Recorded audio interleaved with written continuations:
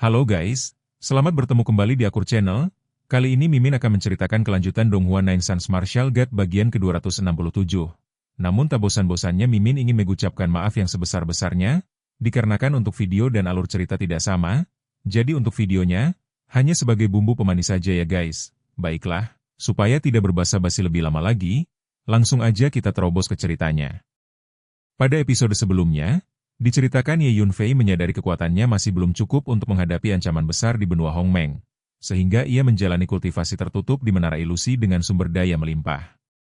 Setelah berbulan-bulan berlatih, ia berhasil menembus alam transformasi dan menguasai teknik 3 yang membawa kemakmuran yang meningkatkan kekuatan tempurnya secara drastis. Dengan keyakinan penuh, ia memimpin pasukan kecil Sekte Ziwei menyerang Sekte Asal Suci, menghancurkan pertahanan musuh dan menekan para ahli alam takdir surgawi seorang diri hingga pemimpin sekte itu menyerah dan tunduk. Setelah menguasai situasi, Ye Yunfei memanfaatkan tanah 5 elemen di markas musuh untuk menempa kembali pedang roh 5 elemen menggunakan harta karun langka. 5 pedang itu akhirnya lahir sebagai naga pedang raksasa yang mengguncang langit dan menarik perhatian Zhao Lingfeng, yang mulai bergerak menuju sumber fenomena tersebut karena tergoda oleh kekuatan luar biasa yang baru muncul. Maka Zhao Lingfeng memimpin ketiga lelaki tua itu menuju ke arah Sekte Shengyuan dengan kecepatan tinggi. Mereka melintasi langit bagaikan kilatan cahaya yang membelah cakrawala, bergerak lurus menuju lokasi tempat munculnya fenomena luar biasa yang baru saja mereka saksikan. Di sepanjang perjalanan, mata Zhao Lingfeng masih dipenuhi keserakahan dan rasa penasaran terhadap 5 harta sihir yang sebelumnya terlihat melesat di udara. Sementara itu, di dalam markas besar Sekte Shengyuan, suasana sedang berada dalam keadaan yang sangat tidak biasa. Para petinggi Sekte Shengyuan bersama 3 tetua dari Sekte Ziwei berdiri di berbagai sudut kompleks sekte. Mereka semua mendongak ke langit dengan ekspresi tercengang. Di atas sana, 5 pedang spiritual yang baru selesai ditempa memancarkan cahaya menakjubkan. Dari kejauhan, kelima pedang itu tampak seperti 5 naga raksasa yang sedang berenang bebas di antara awan.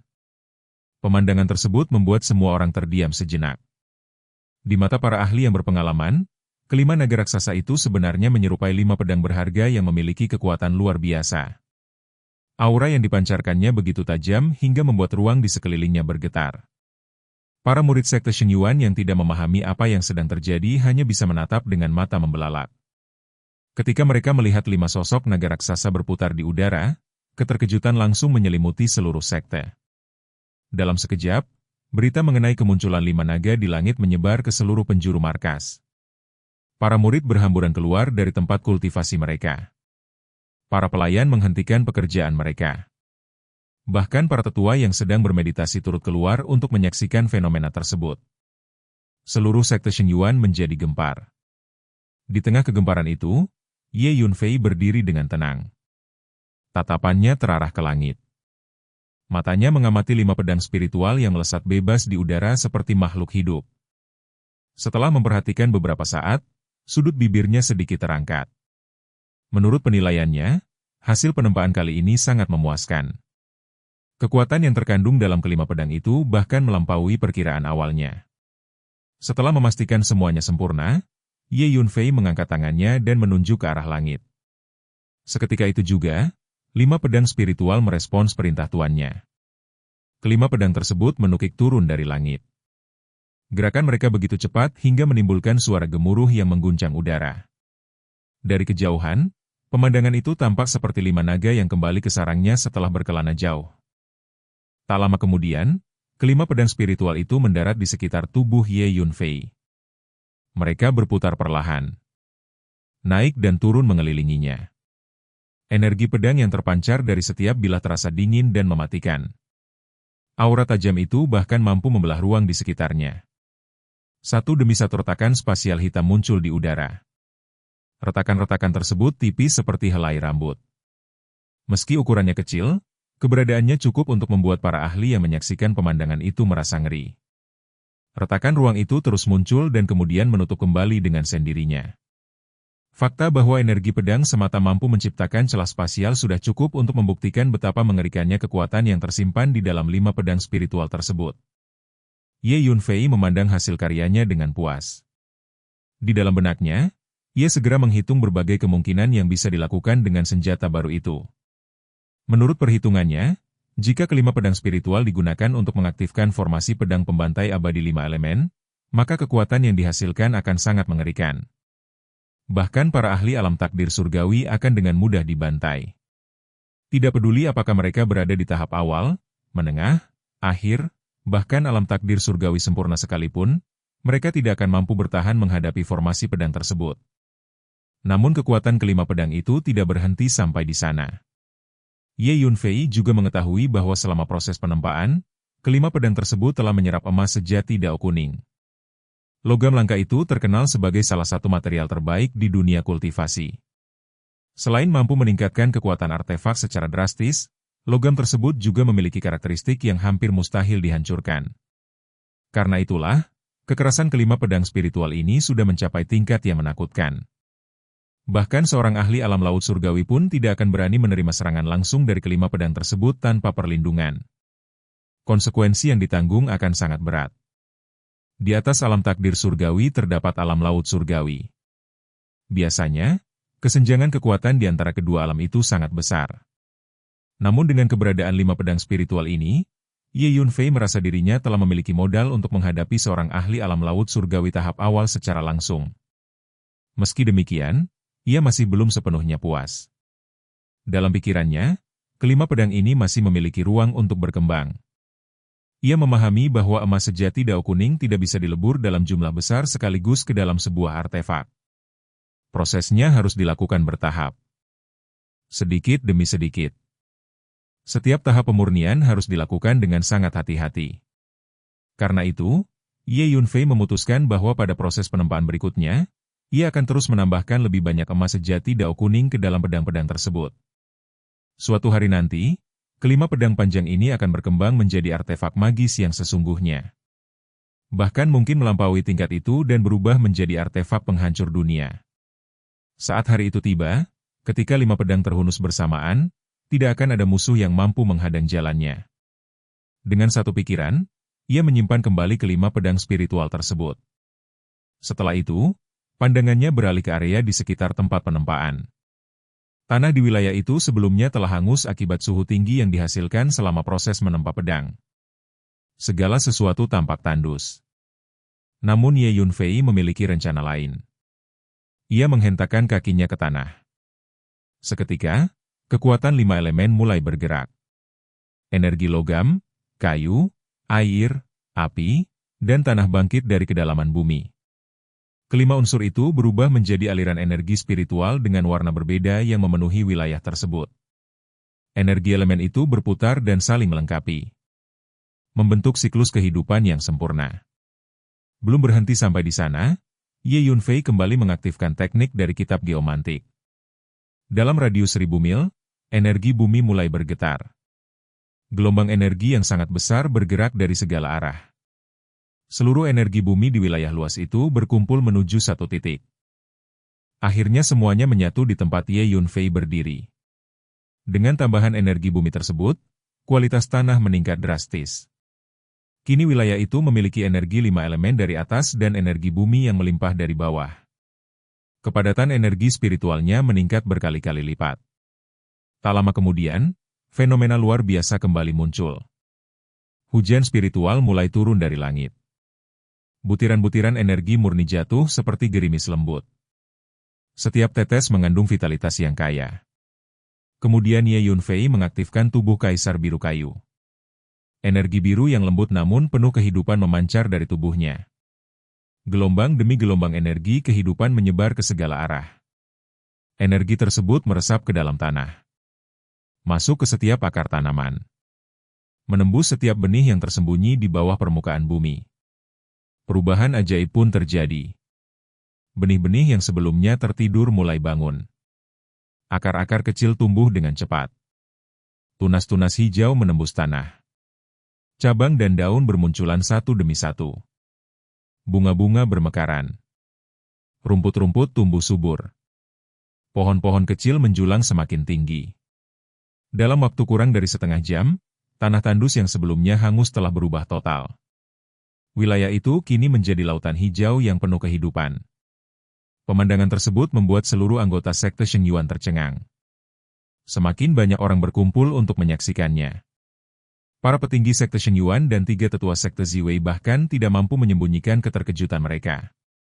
Mereka belum pernah melihat seseorang mengubah tanah mati menjadi oasis hidup dalam waktu sesingkat itu.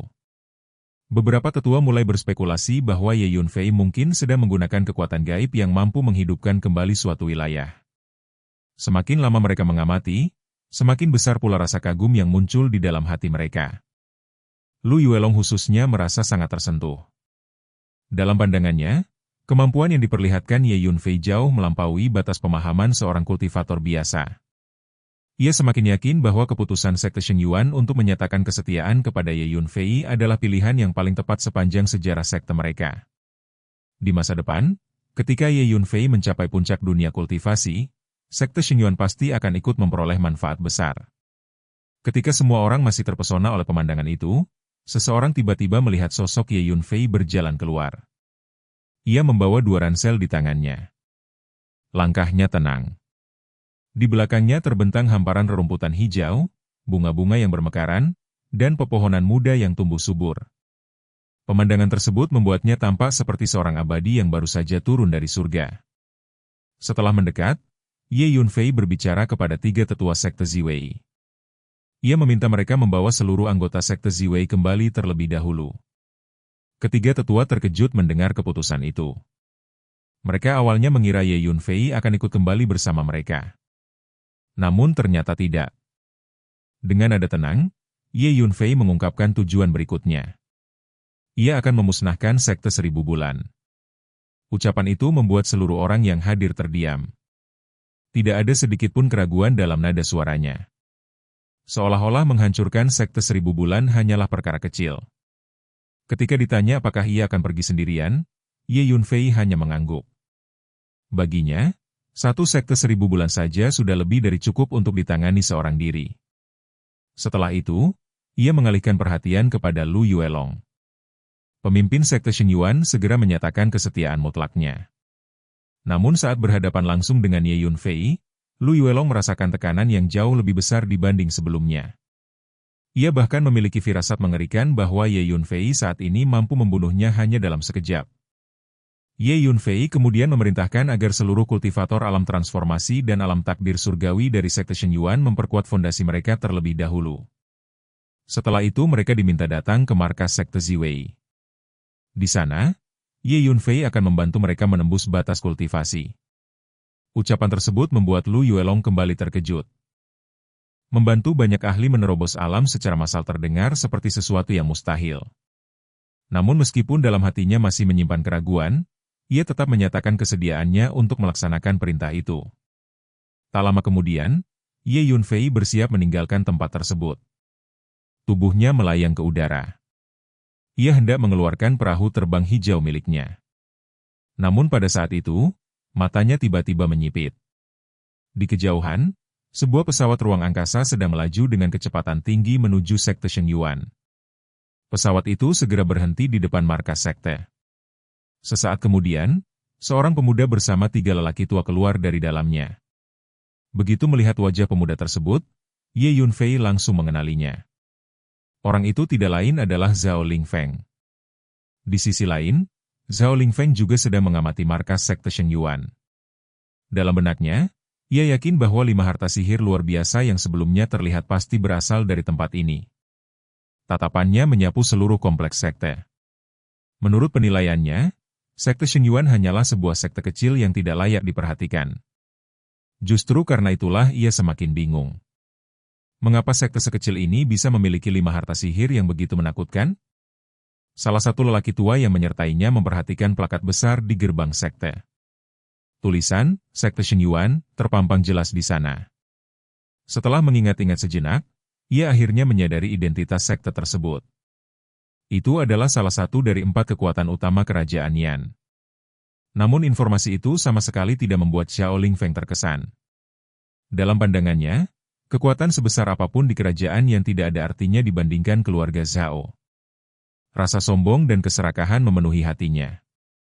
Tanpa sedikitpun keraguan, Zhao Lingfeng memutuskan untuk memasuki sekte tersebut dan merebut 5 harta sihir itu dengan paksa. Dengan sikap yang seolah-olah sedang memasuki halaman rumahnya sendiri, Zhao Lingfeng melambaikan tangannya dengan santai. Tidak ada sedikit pun keraguan ataupun rasa hormat terhadap sekte Sheng Yuan. Baginya, sekte yang berada di wilayah kerajaan Yan ini hanyalah sebuah kekuatan kecil yang tidak layak mendapat perhatian khusus. Setelah memberi isyarat, ia segera melangkah menuju gerbang utama markas sekte Sheng Yuan. Ketiga lelaki tua yang mengikutinya tidak berusaha menghentikan tindakan tersebut. Mereka hanya mengikuti beberapa langkah di belakang Zhao Lingfeng dengan ekspresi tenang. Di mata mereka, tindakan Zhao Lingfeng sama sekali tidak berlebihan. Keluarga Zhao dari Gurun Timur adalah kekuatan raksasa yang berdiri jauh di atas sekte-sekte biasa seperti sekte Sheng Yuan. Bagi keluarga Zhao, para anggota sekte Sheng Yuan tidak lebih dari sekumpulan semut yang dapat diinjak kapan saja. Jangankan hanya merebut beberapa harta karun magis. Bahkan jika Zhao Lingfeng tiba-tiba memutuskan untuk memusnahkan seluruh sekte Sheng Yuan, keluarga Zhao memiliki kemampuan untuk melakukannya tanpa kesulitan berarti. Karena itulah ketiga lelaki tua tersebut tidak merasa ada yang salah dengan tindakan arogan Zhao Lingfeng. Saat mereka semakin mendekati gerbang gunung, belasan murid sekte Sheng Yuan yang bertugas menjaga pintu masuk segera menyadari kehadiran mereka. Para murid penjaga itu segera maju dan berdiri berjajar. Meskipun mereka tidak mengenal identitas Zhao Lingfeng dan ketiga lelaki tua tersebut, mereka tetap menjalankan tugas mereka sesuai aturan sekte. Mereka menghalangi jalan rombongan itu dengan waspada. Namun tindakan itu justru membuat ekspresi Zhao Lingfeng menjadi semakin dingin. Ia bahkan tidak memandang para murid penjaga tersebut sebagai manusia. Dalam pandangannya, mereka hanyalah penghalang kecil yang mengganggu jalannya. Dengan nada tenang yang mengandung kekejaman mutlak, Zhao Lingfeng memberikan perintah. Ia memerintahkan agar mereka dibunuh. Perintah itu diucapkan begitu santai, seolah-olah ia sedang menyuruh seseorang menyingkirkan beberapa helai rumput liar di pinggir jalan. Salah satu lelaki tua segera melangkah maju. Aura mengerikan memancar dari tubuhnya. Tanpa membuang waktu, ia mengayunkan telapak tangannya ke depan. Kekuatan spiritual yang sangat besar langsung meledak keluar. Jejak telapak tangan raksasa terbentuk di udara dan meluncur ke arah para murid penjaga. Dalam sekejap mata, kekuatan yang luar biasa itu menghantam belasan murid sekte Sheng Yuan. Tubuh mereka terpental ke segala arah. Tidak ada seorang pun yang mampu bertahan. Bahkan mereka tidak memiliki kesempatan untuk menjerit. Dalam satu serangan sederhana, lebih dari selusin murid penjaga langsung kehilangan nyawa. Tubuh mereka jatuh ke tanah dalam keadaan tak bernyawa. Darah mulai mengalir di sekitar gerbang gunung. Aroma kematian langsung menyelimuti area tersebut. Setelah membunuh para murid penjaga, lelaki tua lainnya maju beberapa langkah. Ia menarik napas panjang. Kekuatan spiritual dalam tubuhnya mulai berputar dengan hebat. Sesaat kemudian, ia mengeluarkan suara yang diperkuat oleh energi spiritual yang sangat besar.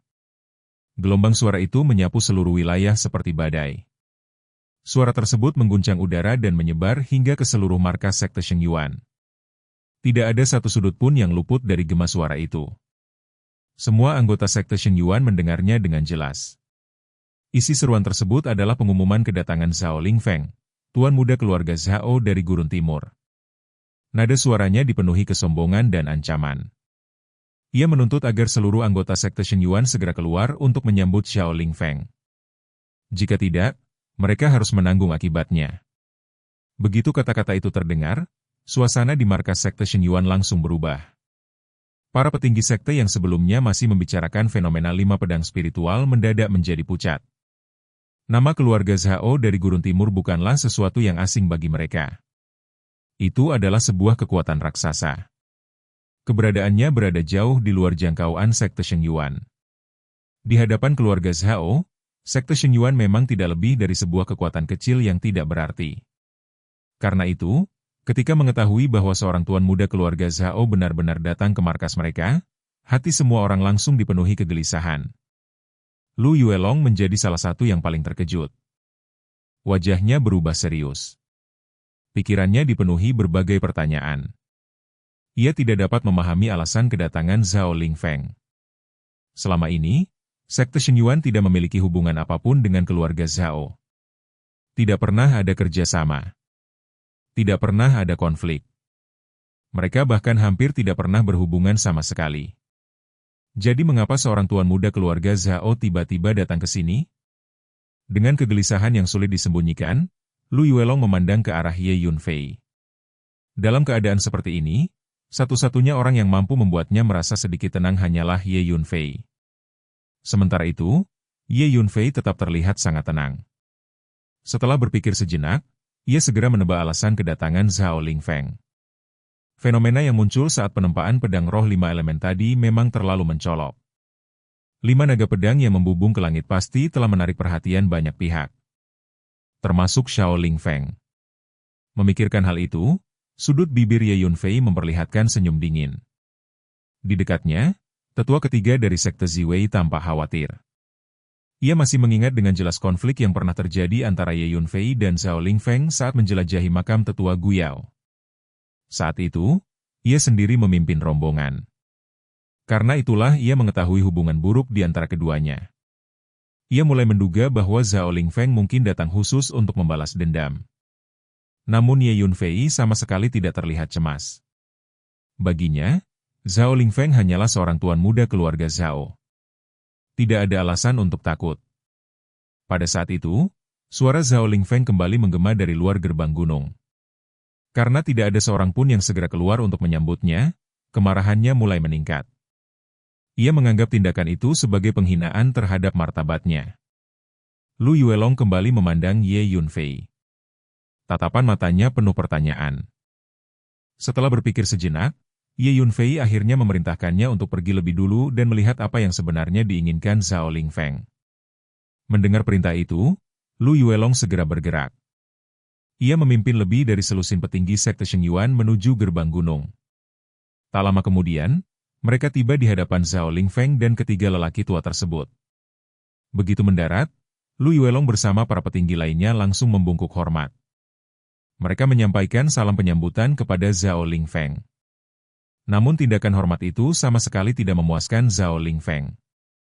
Ia justru semakin marah. Menurutnya, mereka datang terlalu lambat. Tanpa peringatan, Zhao Lingfeng melangkah maju dan mengangkat kakinya. Ia berniat menendang Lu Yuelong. Sikapnya benar-benar arogan. Seolah-olah Lu Yuelong bukanlah pemimpin sebuah sekte, melainkan pelayan rendahan yang bisa diperlakukan sesuka hati. Melihat tendangan itu datang, Lu Yuelong secara refleks mundur. Namun tindakan menghindar tersebut justru membuat Zhao Lingfeng semakin murka. Salah satu lelaki tua di belakangnya segera mengeluarkan ancaman. Aura menakutkan meledak dari tubuh lelaki tua itu. Tekanan spiritual yang dahsyat menyapu seluruh area. Kekuatan tersebut bagaikan gunung berapi yang meletus. Udara di sekitar langsung terasa berat. Para petinggi sekte Shengyuan seketika berubah pucat. Mereka dapat merasakan bahwa lelaki tua itu adalah seorang ahli alam takdir surgawi tingkat lanjut. Bukan hanya itu. Kekuatan spiritualnya jauh lebih kuat dibandingkan ahli biasa pada tingkat yang sama. Jelas bahwa ia adalah seorang master sejati. Di bawah tekanan seperti itu, Lu Yuelong dan para petinggi lainnya merasa sangat tertekan. Mereka marah. Mereka merasa terhina. Namun tidak seorang pun berani melawan. Nama keluarga Zhao terlalu menakutkan bagi mereka. Zhao Lingfeng kembali berusaha menendang Lu Yuelong. Kali ini ia bahkan tidak berusaha menyembunyikan penghinaan dalam tindakannya. Di matanya, kehidupan para anggota sekte Shengyuan sepenuhnya berada di bawah kendalinya. Namun tepat ketika situasi menjadi semakin memalukan bagi sekte Shengyuan, sesosok tubuh tiba-tiba muncul di depan Lu Yuelong.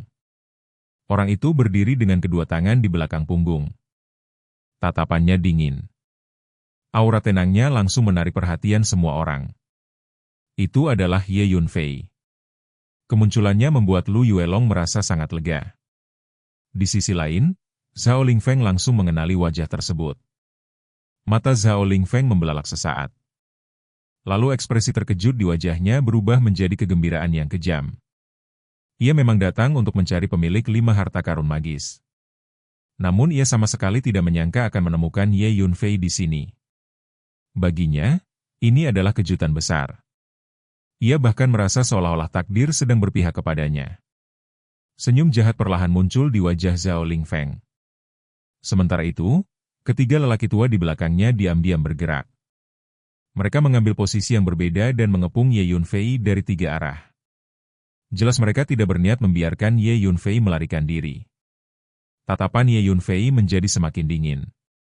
Ketika mendengar bahwa Zhao Lingfeng bahkan berencana pergi ke sekte Ziwei untuk mencarinya, secercah niat membunuh mulai muncul di matanya. Namun Zhao Lingfeng tidak menyadari hal itu. Ia terus berbicara dengan nada penuh penghinaan. Ia menyebut Ye Yunfei sebagai semut. Ia menganggap hidup dan mati Ye Yunfei sepenuhnya berada dalam genggamannya. Setelah itu, ia mengalihkan perhatian kepada Lu Yuelong. Tujuannya akhirnya terungkap. Ia datang untuk merebut 5 harta karun magis yang tadi muncul di langit. Mendengar hal itu, Lu Yuelong langsung terkejut. Namun sebelum ia sempat menjawab, Ye Yunfei bergerak lebih dulu. Dengan satu lambaian tangan sederhana, 5 cahaya pedang melesat keluar. Suara dengungan pedang menggema di seluruh langit. 5 pedang spiritual terbang tinggi. Mereka berubah menjadi 5 naga pedang yang mempesona. Kelima naga itu berputar-putar di angkasa. Energi pedang yang memancar dari mereka bergulung seperti lautan tak berujung. Langit dan bumi seakan bergetar di bawah tekanan kekuatan tersebut. Pemandangan itu membuat mata Zhao Lingfeng langsung berbinar. Keserakahan memenuhi wajahnya. Ia akhirnya memastikan bahwa 5 harta karun yang dicarinya memang berada di tangan Ye Yunfei. Dalam pandangannya, semuanya menjadi lebih mudah. Selama Ye Yunfei dibunuh, kelima pedang itu akan menjadi miliknya. Karena itu ia mulai mengeluarkan berbagai ancaman. Ia memerintahkan Ye Yunfei untuk menyerahkan kelima pedang spiritual. Ia bahkan memaksa Ye Yunfei untuk bunuh diri. Tidak hanya itu. Ia juga mengancam akan memusnahkan sekte Ziwei, keluarga Ye Yunfei, dan semua orang yang memiliki hubungan dengannya. Ancaman tersebut membuat banyak orang yang mendengarnya merasa marah. Namun Ye Yunfei tetap tenang. Tatapannya hanya memandang Zhao Lingfeng seperti memandang orang mati. Kemudian, dengan suara yang dingin dan datar, ia mengatakan bahwa jika Zhao Lingfeng berlutut dan bersujud 100 kali, mungkin ia akan mempertimbangkan untuk mengampuni nyawanya. Kalimat itu langsung membuat suasana membeku. Wajah Zhao Lingfeng berubah muram. Sementara salah satu lelaki tua yang mengawal Zhao Lingfeng langsung bergerak. Kemarahan meledak dalam dirinya. Ia tidak dapat menerima seseorang berani mengancam tuan mudanya. Dalam sekejap, ia mengulurkan telapak tangannya. Telapak itu membesar dengan cepat di udara. Bayangannya menutupi langit seperti awan hitam raksasa. Kekuatan mengerikan menyelimuti Ye Yunfei. Namun ekspresi Ye Yunfei tidak berubah sedikit pun. Dengan satu pikiran saja, 5 pedang spiritual di langit langsung bergerak. Kelima pedang membentuk formasi pedang pembantai abadi 5 elemen. Mereka berputar dan menebas turun secara bersamaan. Energi pedang yang dilepaskan begitu tajam hingga tampak seperti samudera tak berujung yang menelan segala sesuatu di jalurnya. Dalam sepersekian detik, lelaki tua itu merasakan aura kematian yang belum pernah ia rasakan sebelumnya. Tubuhnya menjadi dingin. Jiwanya gemetar. Ia bahkan tidak sempat membentuk pertahanan yang layak. Yang tersisa hanyalah ketakutan luar biasa. Detik berikutnya, lautan energi pedang itu sepenuhnya menelannya. Tubuh lelaki tua tersebut langsung tercabik-cabik.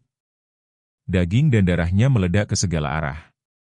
Potongan-potongan tubuh berhamburan di udara sebelum jatuh ke tanah. Pemandangan mengerikan itu terjadi terlalu cepat. Semua orang tertegun.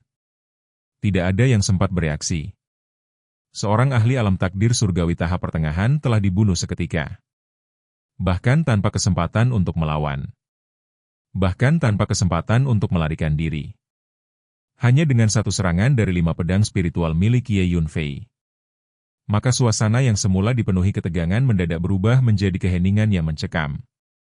Semua orang yang berada di sekitar gerbang sekte Shenyuan, baik para tetua, murid, maupun para petinggi sekte, memandang ke arah tempat Zhao Lingfeng dan ketiga pengawalnya berdiri dengan mata membelalak lebar. Mereka bahkan sempat meragukan apa yang baru saja mereka lihat. Seorang kultivator alam takdir surgawi tingkat menengah telah terbunuh hanya dalam satu gerakan. Bukan terluka. Bukan dipukul mundur. Melainkan benar-benar dicabik-cabik hingga tubuhnya hancur berkeping-keping oleh 5 pedang spiritual yang tampak seperti naga langit. Pemandangan itu begitu mengejutkan sehingga banyak orang tidak mampu mengucapkan sepatah kata pun. Para petinggi sekte Shenyuan merasakan kulit kepala mereka mati rasa. Mereka tahu Ye Yunfei kuat. Mereka juga tahu bahwa 5 pedang spiritual yang baru ditempa itu luar biasa.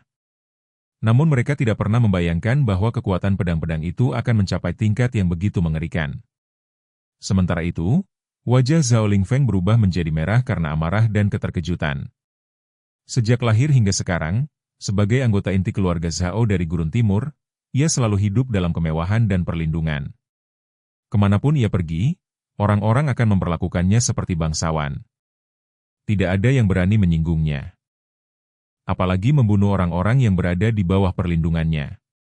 Namun sekarang, tepat di depan matanya, salah satu pengawalnya telah terbunuh tanpa ampun.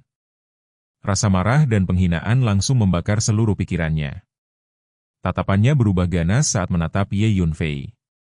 Dalam hatinya, ia tidak percaya ada seseorang yang berani menentang keluarga Zhao sampai sejauh ini. Dua lelaki tua yang tersisa segera bergerak. Mereka melangkah cepat dan berdiri di depan Zhao Lingfeng. Kedua orang itu tidak lagi berani memandang rendah Ye Yunfei seperti sebelumnya. Tatapan mereka tertuju pada 5 pedang spiritual yang melayang di sekitar tubuh Ye Yunfei. Pedang-pedang itu naik turun perlahan di udara. Cahaya pedangnya berkilauan. Aura dingin yang dipancarkan membuat ruang di sekitarnya tampak bergetar. Meski tidak bergerak, kelima pedang itu justru memberikan tekanan yang jauh lebih besar daripada sebelumnya. Kedua lelaki tua itu memiliki pengalaman tempur yang sangat kaya. Naluri mereka sebagai kultivator senior memperingatkan bahwa kelima pedang tersebut sangat berbahaya. Bahkan mungkin cukup untuk mengancam nyawa mereka. Namun Zhao Lingfeng tidak peduli. Ia sudah kehilangan kesabaran. Baginya, yang terpenting sekarang adalah membunuh Ye Yunfei. Kebanggaan keluarga Zhao tidak mengizinkannya menerima penghinaan seperti ini. Ia memandang Ye Yunfei dengan kebencian yang nyaris meledak. Di sisi lain, Ye Yunfei tetap berdiri tenang. Tangannya berada di belakang punggung. Wajahnya tidak menunjukkan sedikit pun ketegangan. Matanya justru dipenuhi rasa jijik. Dalam pandangannya, Zhao Lingfeng hanyalah seorang anak manja yang terlalu dimanjakan oleh kekuatan keluarganya. Orang seperti itu tidak memiliki kemampuan sejati. Yang dimilikinya hanyalah kesombongan kosong. Ye Yunfei bahkan merasa orang seperti Zhao Lingfeng lebih buruk daripada sampah. Ia memahami betul bahwa banyak keturunan keluarga besar selalu berpikir bahwa nama keluarga mereka dapat menyelesaikan segalanya. Mereka menganggap dunia berputar mengelilingi mereka. Padahal kenyataannya, tanpa perlindungan keluarga, mereka tidak lebih dari orang biasa. Kata-kata dingin Ye Yunfei bagaikan tamparan keras bagi Zhao Lingfeng. Mendengar hinaan itu, kemarahan Zhao Lingfeng benar-benar meledak. Ia tidak lagi mampu berpikir dengan tenang. Yang ada dalam pikirannya hanyalah membunuh. Membunuh Ye Yunfei. Menghancurkan tubuhnya. Menginjak-injak harga dirinya. Ia memerintahkan kedua lelaki tua itu untuk menyerang bersama. Kedua lelaki tua tersebut saling bertukar pandang. Mereka masih merasakan ketakutan terhadap 5 pedang spiritual itu. Namun mereka juga tidak berani menentang perintah Zhao Lingfeng. Sebagai pelayan keluarga Zhao, mereka memahami konsekuensi jika membuat sang tuan muda tidak puas. Akhirnya mereka mengambil keputusan. Aura spiritual yang kuat meledak dari tubuh mereka. Gelombang energi yang menyesakan menyapu area sekitar. Keduanya bergerak hampir bersamaan. Tubuh mereka berubah menjadi bayangan dan melesat ke arah Ye Yunfei. Sebagai ahli alam takdir surgawi tingkat akhir, kecepatan mereka luar biasa. Dalam sekejap mata, salah satu dari mereka sudah tiba di dekat Ye Yunfei. Tatapan lelaki tua itu penuh niat membunuh. 2 tombak perang muncul di tangannya. Kedua senjata itu memancarkan cahaya dingin dan aura mematikan. Dengan kekuatan spiritual yang bergolak seperti ombak besar, ia mengayunkan kedua tombak tersebut ke arah Ye Yunfei. Serangan itu cukup untuk menghancurkan gunung kecil. Udara bergetar hebat. Tanah di bawah retak. Namun ekspresi Ye Yunfei tetap datar. Pikirannya bergerak. 5 pedang roh 5 elemen langsung bereaksi. Kelima pedang itu berubah menjadi 5 aliran cahaya yang melesat ke depan. Kecepatannya begitu mengerikan hingga mata telanjang hampir tidak mampu mengikutinya. Detik berikutnya, benturan terjadi. Namun hasilnya benar-benar di luar dugaan semua orang. Dua tombak perang yang tampak kuat itu tidak mampu bertahan sedikit pun. Begitu bersentuhan dengan 5 pedang spiritual, kedua tombak tersebut langsung hancur. Bukan retak. Bukan rusak. Melainkan berubah menjadi debu halus yang berterbangan di udara. Mata lelaki tua itu membelalak. Ketakutan yang belum pernah ia rasakan sebelumnya memenuhi seluruh tubuhnya. Ia akhirnya menyadari bahwa dirinya sama sekali bukan lawan Ye Yunfei. Namun kesadaran itu datang terlambat. Ia segera berusaha mundur. Tubuhnya melesat ke belakang secepat mungkin. Sayangnya, kecepatan 5 pedang spiritual jauh melampaui dirinya. Pedang-pedang itu langsung mengejarnya. Cahaya pedang menyapu langit. Energi pedang yang tajam memotong ruang. Dalam sekejap, tubuh lelaki tua itu terkoyak. Potongan-potongan daging dan darah berhamburan ke segala arah. Ia bahkan tidak sempat mengeluarkan teknik pertahanan. Kematian datang terlalu cepat. Pada saat yang sama, lelaki tua lainnya yang menyerang dari arah berbeda menyaksikan seluruh kejadian itu. Tubuhnya langsung membeku. Rasa takut yang luar biasa menyelimuti dirinya. Ia tahu rekannya memiliki kekuatan yang setara dengannya. Namun rekannya baru saja terbunuh dalam hitungan detik. Kesadaran itu membuat keberaniannya lenyap. Ia segera menghentikan serangan. Tanpa ragu sedikit pun, ia berbalik dan mencoba melarikan diri.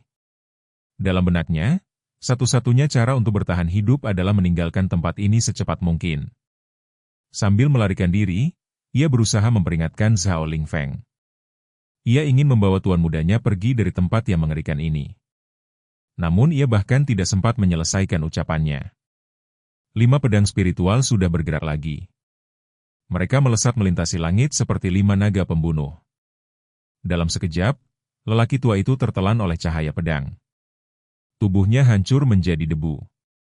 Tidak ada kesempatan melawan. Tidak ada kesempatan melarikan diri. Ia mati dengan cara yang sama seperti dua rekannya. Keheningan kembali menyelimuti seluruh area. Kali ini suasananya jauh lebih mencekam. Dua ahli alam takdir surgawi tingkat akhir telah terbunuh. Dan semuanya terjadi dalam waktu yang sangat singkat. Semua orang yang menyaksikannya merasa seolah sedang bermimpi. Kemudian sesosok bayangan muncul. Klon vampir milik Ye Yunfei melayang keluar. Ia membuka mulutnya. Kabut darah yang terbentuk dari sisa tubuh kedua lelaki tua itu langsung tersedot ke dalam tubuhnya. Setelah menyerap seluruh energi darah tersebut, klon vampir itu kembali menghilang. Sementara itu, 5 pedang spiritual tetap melayang di udara. Mereka bergerak perlahan menuju Zhao Lingfeng. Ujung pedang yang tajam mengarah tepat ke tubuhnya.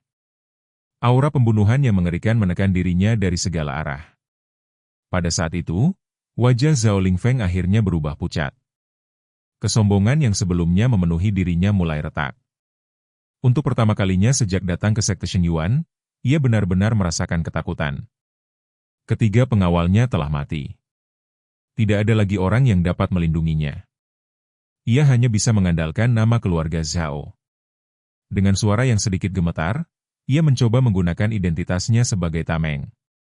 Ia mengingatkan bahwa dirinya adalah anggota keluarga Zhao dari Gurun Timur.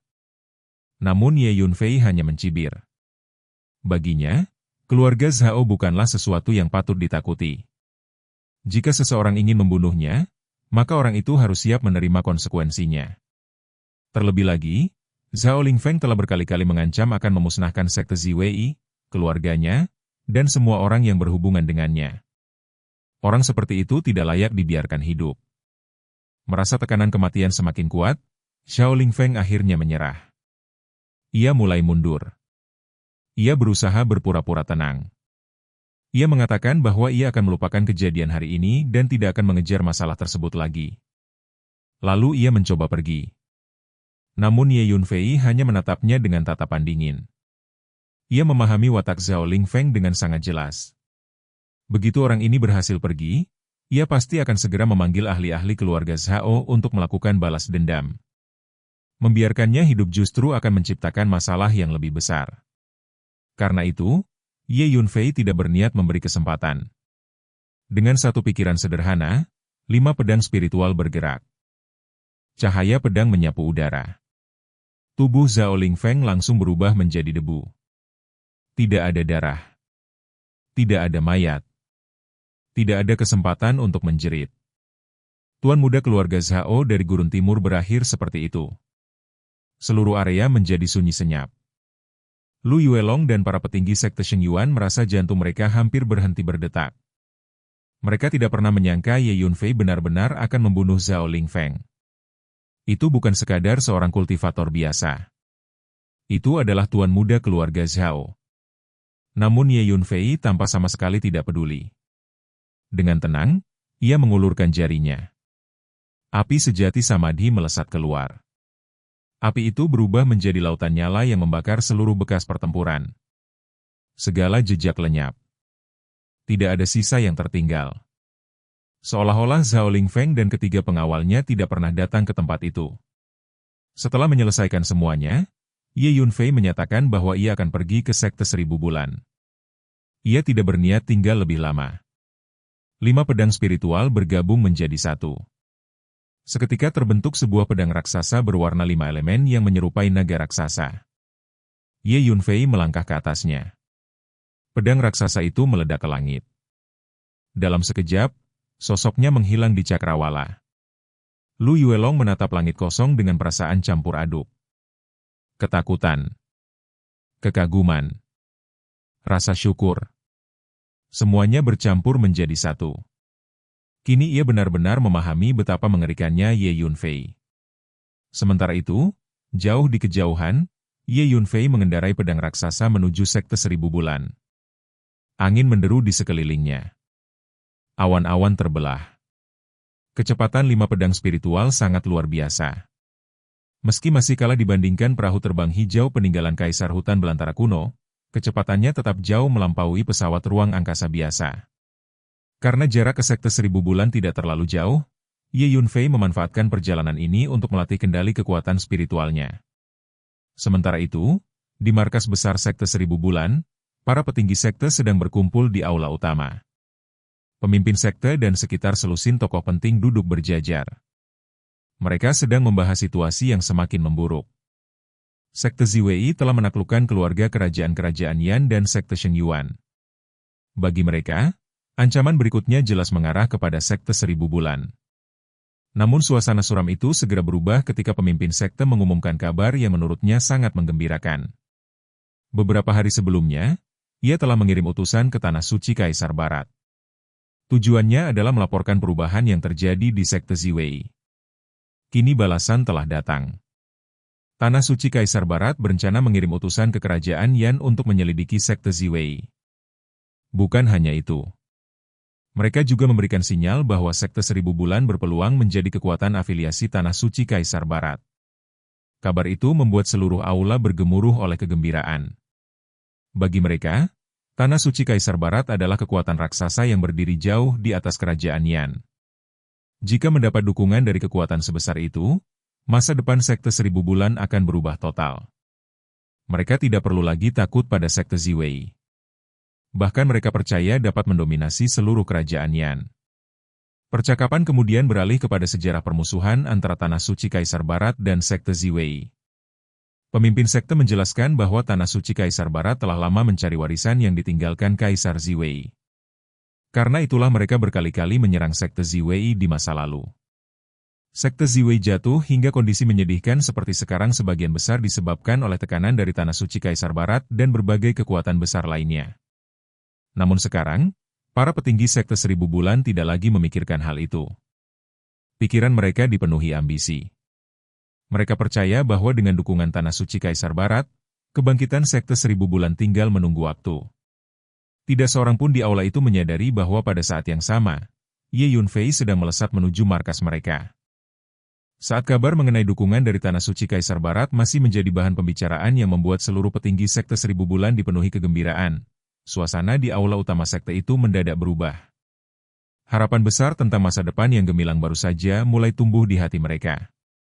Dengan dukungan salah satu kekuatan raksasa di Gurun Timur, mereka merasa bahwa hari-hari kejayaan sudah berada tepat di depan mata. Di tengah suasana penuh antusiasme itu, seorang diaken berlari tergesa-gesa memasuki aula dewan. Napasnya memburu. Wajahnya dipenuhi kegembiraan yang sulit disembunyikan. Ia datang membawa kabar yang selama ini dinantikan oleh seluruh sekte 1000 bulan. Utusan dari Tanah Suci Kaisar Barat akhirnya tiba. Kabar itu seketika membuat seluruh aula berguncang oleh semangat. Pemimpin sekte 1000 bulan, Tan Yuan, bersama semua anggota berpangkat tinggi langsung berdiri dari tempat duduk mereka hampir secara bersamaan. Wajah-wajah yang sebelumnya hanya menunjukkan harapan kini dipenuhi kegembiraan yang nyata. Kedatangan utusan dari Tanah Suci Kaisar Barat bukan hanya sekadar kunjungan biasa. Bagi mereka, itu adalah simbol pengakuan. Itu adalah tanda bahwa sekte 1000 bulan telah memasuki lingkaran kekuatan yang jauh lebih tinggi. Tan Yuan segera mengeluarkan perintah. Perintah itu menyebar ke seluruh penjuru sekte seperti gelombang yang bergerak tanpa henti.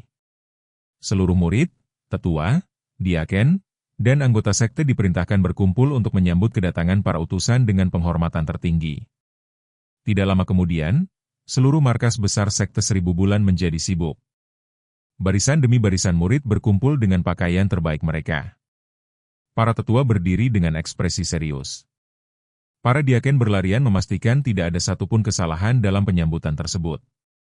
Tak lama kemudian, seluruh anggota sekte 1000 bulan mengikuti Tan Yuan menuju lapangan utama tempat para tamu agung itu menunggu. Di sana berdiri 6 orang pria berpakaian mewah. Mereka semua berdiri dengan kedua tangan berada di belakang punggung. Ekspresi mereka tenang. Namun ketenangan itu bukanlah sikap rendah hati. Sebaliknya, ketenangan itu dipenuhi rasa superioritas. Tatapan mereka menyapu kerumunan seperti seorang raja yang sedang memandang rakyat jelata. Mata mereka dipenuhi penghinaan yang hampir tidak disembunyikan.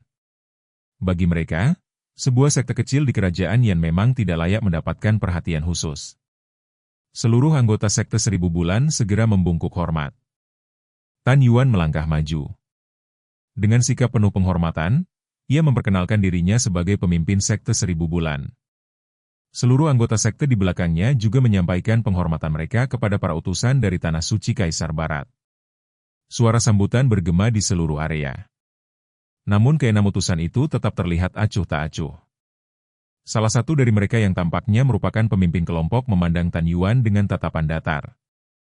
Setelah memastikan identitas Tan Yuan, pria itu langsung menyampaikan tujuan kedatangan mereka. Menurutnya, mereka datang ke kerajaan yang bukan sekadar untuk berkunjung. Mereka ingin menyelidiki perubahan yang terjadi pada sekte Ziwei. Selain itu, mereka juga akan membantu sekte 1000 bulan menguasai seluruh kerajaan Yan.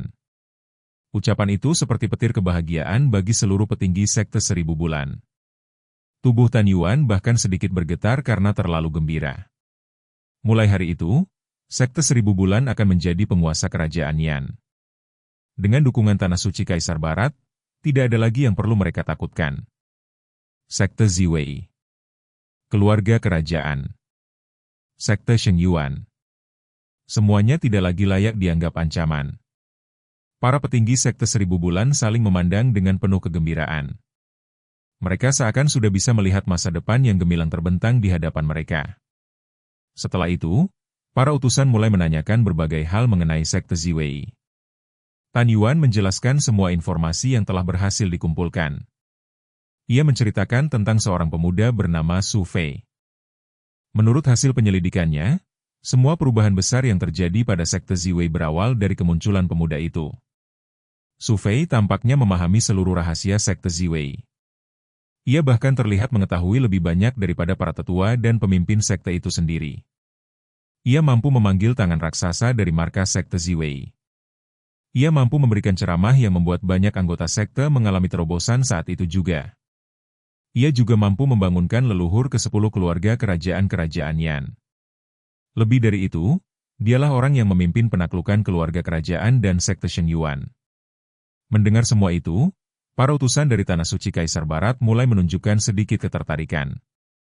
Mereka kemudian bertanya mengenai tingkat kultivasi Su Fei. Karena informasi yang dimiliki Tan Yuan sudah cukup lama, ia menyebut bahwa Su Fei berada di alam pembentukan Dao. Jawaban itu membuat salah satu utusan sedikit mengernyit. Baginya, seorang kultivator alam pembentukan Dao hanyalah eksistensi yang sangat lemah. Sulit dipercaya seseorang seperti itu mampu menciptakan begitu banyak keajaiban. Namun salah satu rekannya justru tertawa meremehkan. Menurutnya, hal semacam itu bukan sesuatu yang luar biasa. Kerajaan yang terlalu lemah. Di tempat sekecil itu, seorang kultivator alam pembentukan Dao memang bisa terlihat hebat. Pendapat itu membuat beberapa utusan mengangguk. Namun pemimpin kelompok tetap bersikap hati-hati. Menurutnya, mereka harus menangkap Su Fei terlebih dahulu. Mungkin dari pemuda itulah mereka bisa mengetahui rahasia yang selama ini dicari tanah suci Kaisar Barat. Terutama rahasia mengenai warisan yang ditinggalkan Kaisar Ziwei. Mereka telah berulang kali menyerang sekte Ziwei selama bertahun-tahun. Bahkan kuil leluhur sekte itu pernah dijarah. Namun tetap tidak ada hasil. Kini kemunculan Su Fei membuat mereka kembali melihat secercah harapan. Para utusan segera sepakat untuk bertindak. Mereka berencana menangkap Su Fei secepat mungkin. Namun tepat ketika pembahasan itu sedang berlangsung, perubahan besar tiba-tiba terjadi. Dari cakrawala yang jauh terdengar gelombang suara gemuruh yang terus membesar. Suara itu mula-mula terdengar samar.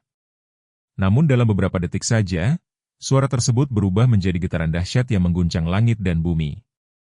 Seorang tetua sekte 1000 bulan yang pertama kali menyadarinya langsung menoleh ke arah timur. Wajahnya berubah pucat. Matanya membelalak karena ketakutan. Seluruh orang yang berada di sana segera mengikuti arah pandangannya. Di langit yang jauh, sebuah pemandangan mengerikan sedang mendekat. Sebuah pedang raksasa yang memancarkan cahaya pedang menyilaukan sedang membelah angkasa. Pedang itu melesat dengan kecepatan luar biasa. Energi pedang putih membentang panjang di belakangnya, membentuk jejak yang tampak seperti sungai cahaya yang melintasi langit. Pemandangan itu begitu mengejutkan hingga banyak orang kehilangan kemampuan berbicara. Tak lama kemudian seseorang menyadari sesuatu yang lebih mengejutkan. Di atas pedang raksasa itu berdiri seorang pemuda. Pemuda tersebut berdiri dengan kedua tangan di belakang punggung. Pakaiannya berkibar diterpa angin kencang. Sikapnya tenang. Seolah-olah ia bukan sedang mengendarai senjata yang mampu mengguncang langit, melainkan sedang berjalan santai di taman. Karena cahaya pedang yang terlalu terang, tidak ada yang bisa melihat wajahnya dengan jelas. Namun semua orang segera menyadari satu hal. Arah pedang itu. Tujuannya jelas. Pedang itu sedang menuju sekte 1000 bulan. Dan bukan sekadar menuju. Pedang itu sedang menebas turun. Dalam waktu singkat, pedang raksasa tersebut telah tiba tepat di atas markas sekte. Aura penghancur yang dipancarkannya membuat udara bergetar hebat. Langit tampak terbelah. Awan-awan di atas langsung tercerai-berai. Tekanan yang mengerikan menyelimuti seluruh markas besar. Kemurkaan langsung memenuhi hati para petinggi sekte 1000 bulan. Mereka baru saja memperoleh dukungan dari tanah suci Kaisar Barat.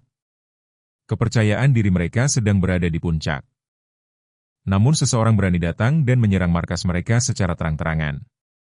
Bahkan di depan para utusan tanah suci Kaisar Barat. Ini jelas penghinaan yang tidak dapat ditoleransi.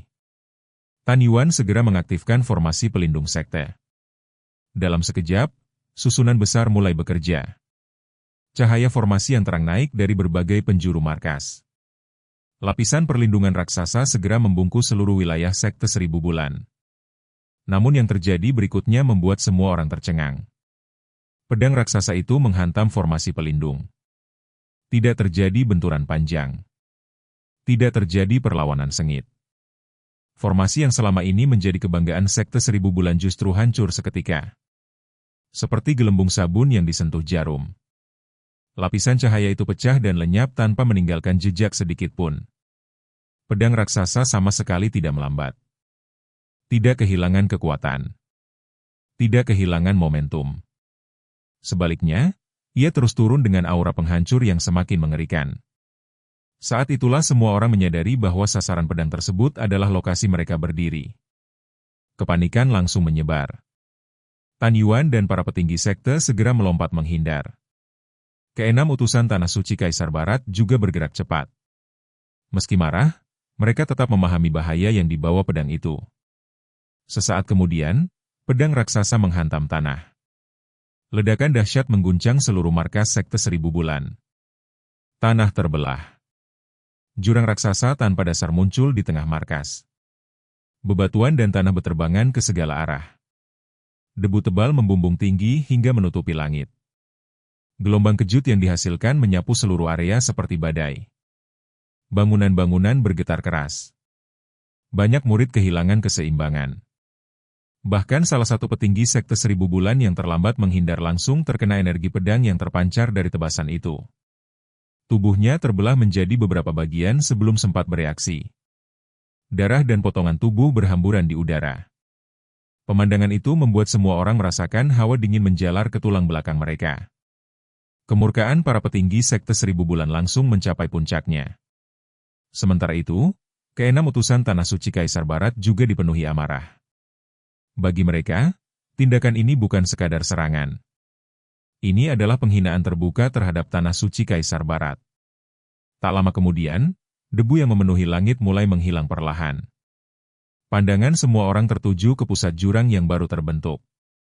Di sana, di atas pedang raksasa yang tertancap di bumi, berdiri seorang pemuda. Kedua tangannya berada di belakang punggung. Pakaiannya terus berkibar tertiup angin. Tatapannya tenang. Sikapnya dingin. Namun justru ketenangan itulah yang membuat semua orang merasakan tekanan luar biasa. Satu orang. Satu pedang. Satu tebasan. Dan seluruh sekte 1000 bulan telah diguncang hingga ke akarnya. Pemandangan itu begitu menggetarkan sehingga semua orang yang menyaksikannya tidak dapat menahan rasa ngeri yang muncul dari lubuk hati mereka. Seolah-olah seorang penguasa muda telah turun dari langit.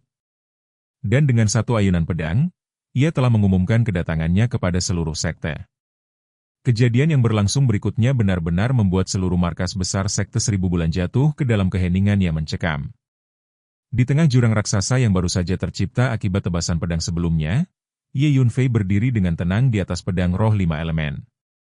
Pakaiannya berkibar perlahan diterpa angin, sementara tatapannya menyapu seluruh medan pertempuran tanpa sedikit pun emosi. Namun bagi semua orang yang hadir, sosok pemuda itu kini tampak jauh lebih mengerikan daripada sebelumnya. Ketika salah satu tetua sekte 1000 bulan akhirnya mengenali identitasnya dan menyadari bahwa pemuda yang datang dengan satu tebasan pedang yang mengguncang seluruh sekte itu adalah Su Fei dari sekte Ziwei, suasana langsung berubah. Nama Su Fei bukan lagi nama asing di kerajaan Yan. Dalam beberapa waktu terakhir, hampir tidak ada seorang pun praktisi bela diri di kerajaan Yan yang tidak pernah mendengar nama tersebut. Seorang murid muda dari sekte Ziwei. Seorang pemuda yang secara misterius muncul dan mengubah nasib sekte yang telah lama merosot itu. Seorang pemuda yang memimpin sekte Ziwei menaklukkan keluarga kerajaan-kerajaan Yan. Seorang pemuda yang membuat sekte Shenyuan tunduk. Dan kini, pemuda yang sama berdiri tepat di hadapan mereka. Para petinggi sekte 1000 bulan langsung diliputi keterkejutan. Meski selama ini mereka berusaha terlihat tenang, pada kenyataannya mereka selalu memperhatikan setiap pergerakan Su Fei. Mereka tahu bahwa orang ini tidak sederhana. Namun mereka tidak pernah menyangka bahwa Su Fei akan datang langsung ke markas mereka dengan cara yang begitu mendominasi. Tan Yuan segera memperkenalkan identitas Ye Yunfei kepada 6 utusan dari Tanah Suci Kaisar Barat. Keenam pria itu langsung memperhatikan Ye Yunfei dengan seksama. Mereka baru saja membahas dirinya beberapa saat yang lalu. Kini orang yang menjadi topik pembicaraan mereka muncul tepat di depan mata. Namun dibandingkan rasa penasaran, lebih banyak penghinaan yang muncul di wajah mereka. Dalam pandangan mereka, sekte Ziwei hanyalah sekte kecil yang tidak berarti. Seberapa hebat pun seorang murid dari sekte semacam itu, tetap saja tidak akan mampu masuk ke mata mereka. Sementara itu, salah satu tetua sekte 1000 bulan melangkah maju. Wajahnya dipenuhi kemarahan. Ia mempersoalkan tindakan Ye Yunfei yang telah menghancurkan markas besar mereka tanpa alasan. Namun Ye Yunfei sama sekali tidak menunjukkan perubahan ekspresi. Tatapannya tetap tenang. Nada suaranya tetap datar. Seolah-olah ia sedang membicarakan sesuatu yang sangat biasa. Tujuan kedatangannya hari itu hanya satu. Menghancurkan sekte 1000 bulan. Tidak lebih. Tidak kurang. Jawaban itu langsung membuat para petinggi sekte 1000 bulan meledak dalam amarah. Mereka memaki. Mereka mengecam. Mereka memandang Ye Yunfei seolah-olah sedang melihat orang gila. Di mata mereka, tindakan itu terlalu sombong. Terlalu arogan. Terlalu berlebihan. Terlebih lagi, keadaan sudah berbeda sekarang. Sekte Seribu Bulan bukan lagi sekte biasa. Mereka kini berada di bawah perlindungan Tanah Suci Kaisar Barat. Tan Yuan segera melangkah maju. Kepercayaan dirinya meningkat drastis ketika mengingat siapa yang berdiri di belakang mereka. Ia menjelaskan bahwa Sekte Seribu Bulan telah resmi menjadi kekuatan afiliasi Tanah Suci Kaisar Barat. Artinya, siapapun yang berani menyentuh Sekte Seribu Bulan sama saja dengan menantang Tanah Suci Kaisar Barat. Bahkan dengan 1000 nyawa sekalipun, menurutnya Su Fei tidak akan sanggup menanggung konsekuensi dari tindakan semacam itu. Ia bahkan meminta Ye Yunfei segera memberi hormat kepada 6 utusan yang hadir. Jika para utusan marah, bukan hanya Ye Yunfei yang akan binasa. Bahkan seluruh sekte Ziwei akan ikut terseret menuju kehancuran. Mendengar semua itu, Ye Yunfei hanya memandang ke-6 pria tersebut. Tatapannya tenang. Namun di balik ketenangan itu tersembunyi rasa dingin yang membuat udara di sekitar terasa semakin berat. Ia akhirnya mengetahui bahwa Sekte Seribu Bulan memang telah memilih berdiri di pihak Tanah Suci Kaisar Barat. Namun baginya, fakta itu tidak mengubah apapun. Bahkan keberadaan Tanah Suci Kaisar Barat tidak mampu menyelamatkan Sekte Seribu Bulan dari kehancuran yang sudah diputuskan olehnya. Kalimat itu membuat wajah ke-6 utusan langsung membeku. Aura dingin mulai menyebar dari tubuh mereka. Dalam pandangan mereka, penghinaan terhadap Tanah Suci Kaisar Barat merupakan dosa besar. Salah satu pria melangkah maju. Tekanan spiritual yang sangat besar langsung turun dari tubuhnya. Tekanan itu menyelimuti Ye Yunfei seperti gunung raksasa yang jatuh dari langit. Orang itu berada di puncak alam takdir surgawi. Dan bukan hanya dia. Ke-6 utusan yang hadir ternyata semuanya merupakan ahli puncak alam takdir surgawi. Jika beberapa bulan sebelumnya kekuatan semacam itu memang cukup untuk menyapu bersih kerajaan Yan. Namun sekarang keadaan sudah berubah. Di mata Ye Yunfei saat ini, para ahli puncak alam takdir surgawi bukan lagi ancaman berarti. Pria itu memberikan ultimatum. Ia meminta Ye Yunfei berlutut dan bersujud hingga mereka puas. Jika tidak, harga yang harus dibayar akan sangat mahal. Namun jawaban yang diterimanya justru membuat semua orang tercengang. Ye Yunfei bukan hanya tidak menunjukkan rasa takut. Ia justru memberikan kesempatan yang sama. Pergi sekarang. Atau mati. Kalimat sederhana itu membuat seluruh area membeku. Semua orang merasa seolah-olah mereka salah dengar. Para petinggi Sekte Seribu Bulan langsung bereaksi. Mereka mencaci maki Ye Yunfei tanpa henti. Mereka menyebutnya gila. Mereka menyebutnya mencari kematian. Namun Ye Yunfei tidak peduli. Ia kembali memberikan peringatan terakhir. Pergi. Atau mati. Tidak ada pilihan ketiga. Kata-kata itu akhirnya menghancurkan kesabaran salah satu utusan. Kemarahannya meledak. Dengan niat membunuh yang membumbung tinggi, ia langsung menyerang. Telapak tangan raksasa muncul di langit. Energi spiritual yang mengerikan bergulung seperti badai.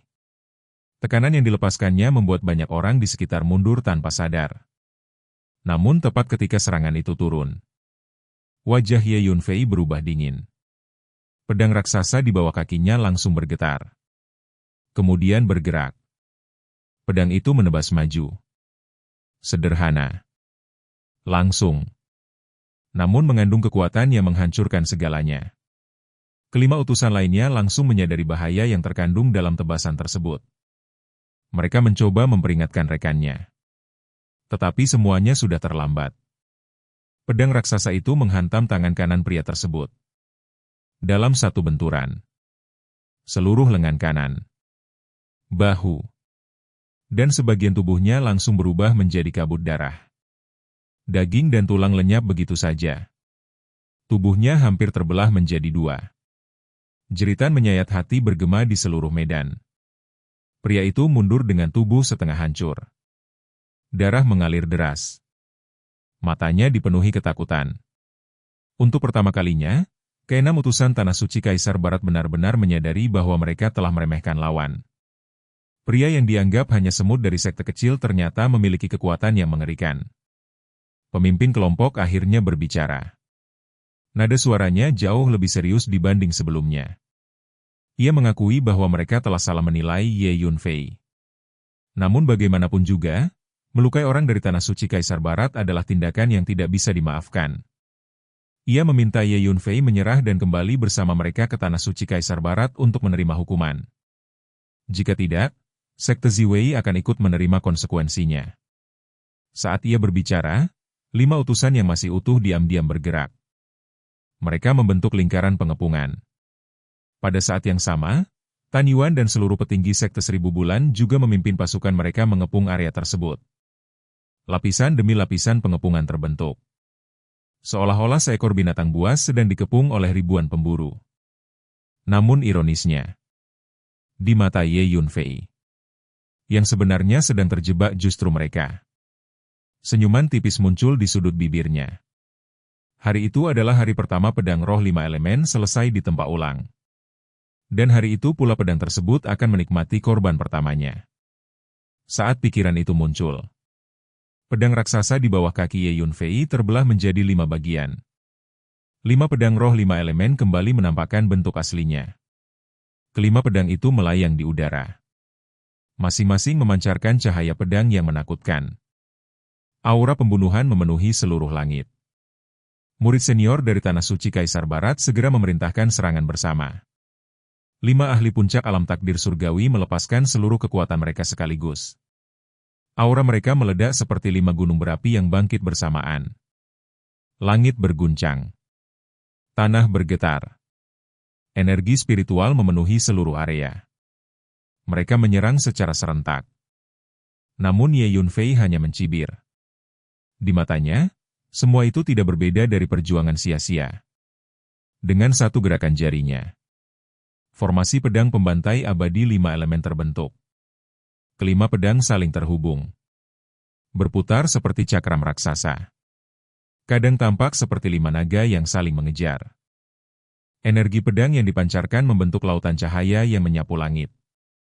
Murid senior menjadi orang pertama yang bertabrakan dengan formasi tersebut.